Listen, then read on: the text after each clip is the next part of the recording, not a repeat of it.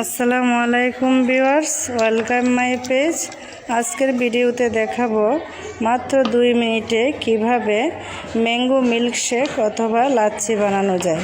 এটা শুধু খেতেই মজা না, এটা একটি এনার্জেটিক ড্রিঙ্ক।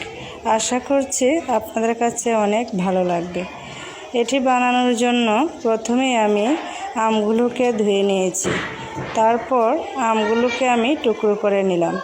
টুকরো করা আমগুলো আমি ব্লেন্ডারে দিয়ে দিলাম, সাথে দিলাম বরফের টুকরো।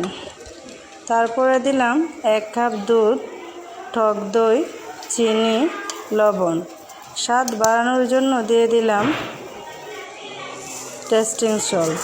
সবগুলোকে একসাথে ভালোভাবে ব্লেন্ড করে নিয়েছি। বেশ হয়ে গেল ম্যাঙ্গো মিল্কশেক অথবা লাচ্ছি। এটি খুবই মজাদার রেসিপি। আপনারা চাইলে এটি বাসায় করে খেতে পারেন।